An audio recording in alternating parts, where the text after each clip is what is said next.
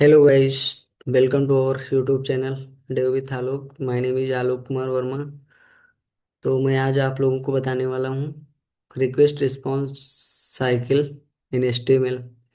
HTML का basically वो HTTP की रिक्वेस्ट रिस्पॉन्स साइकिल होती है, जो कैसे हमारी वेब काम करती है एक्चुअल में। वो चीज़ें हम उसमें देखेंगे।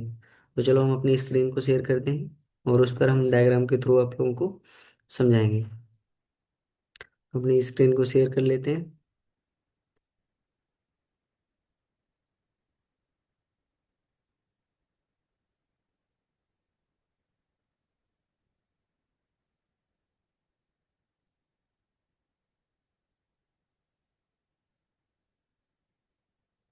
तो चलिए हम शुरू करते हैं। रिक्वेस्ट रिस्पॉन्स साइकिल हमने क्रोम पे खोल ली है, एक डायग्राम जो कि हम इसको आप लोगों को समझाने वाले हैं। तो बेसिकली होता क्या है, हमारी जो वेबसाइट होती है वो किस तरह से वर्क करती है। वेबसाइट के मुख्य दो पार्ट होते हैं।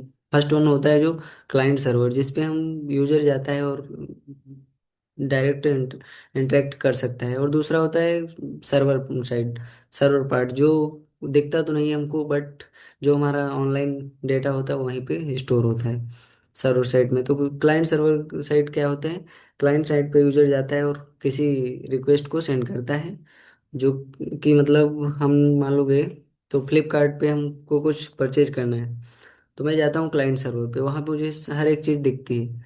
बट होता क्या है, एक्चुअल में जब मैं कोई चीज़ ऑर्डर करनी होती है तो मैं उसको ऑर्डर कर देता हूँ, बट मतलब वो उसका डाटा कहाँ सेव होता है वो सब होता है सर्वर साइड पे।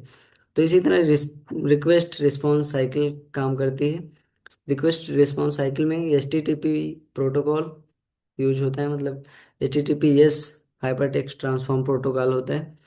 ये रिक्वेस्ट को क्या करता है कि सर्वर साइड तक भेजता है। मतलब किसी को अगर रिक्वेस्ट भेजनी है तो किसी के थ्रू तो भेजोगे ना, तो यही जो H T T P protocol है वो उसके थ्रू हम रिक्वेस्ट को वेब सर्वर तक भेजते हैं। फिर वेब सर्वर क्या करता है, जो रिक्वेस्ट आई होती है उसका डेटा डेटाबेस से फेच करता है।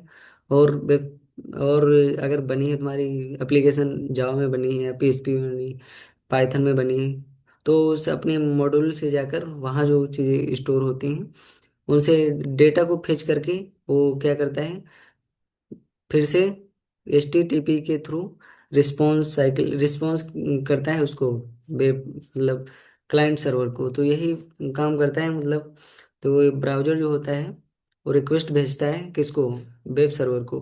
किसके थ्रू, HTTP थ्रू के थ्रू, जो क्या होता है प्रोटोकॉल होता है। फिर वो वहाँ से डेटा को फेच करता है, फिर वो रिस्पॉन्स भेजता है किसको, किसके थ्रू, HTTP के थ्रू, किसको, क्लाइंट सर्वर को। तो बस बेसिकली यही है, और ये इसी पे मेरा पूरा जो वेब एप्लीकेशन या वेबसाइट पूरा इसी पे वर्क करती हैं। हमको जो दिखता है वो क्या है, क्लाइंट साइड है।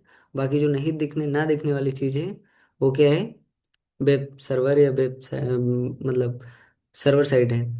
तो देखो बैकएंड का काम क्या होता है, सर्वर साइड को मैनेज करना, और फ्रंट एंड का काम होता है क्लाइंट साइड को मैनेज करना। तो इसी दोनों को कनेक्ट कर देते हैं तो हमारा पूरा हो जाता है फ्रंट मतलब full stack.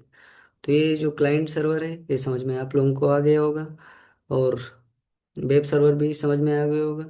H T T P request response cycle ये भी शायद समझ में आ गई होगी, जो कि रिक्वेस्ट भेजता है उसी के थ्रू, और रिस्पॉन्स भी उसी प्रोटोकॉल के थ्रू आता है क्लाइंट सर्वर तक। बस यही है, तो आज का वीडियो हम यहीं पे ख़त्म करते हैं।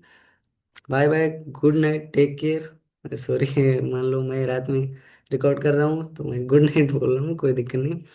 चलो, तो अगर कुछ इफेक्टिव लगा हो वीडियो तो प्लीज़ चैनल को सब्सक्राइब करें और लाइक भी कर लीजिएगा।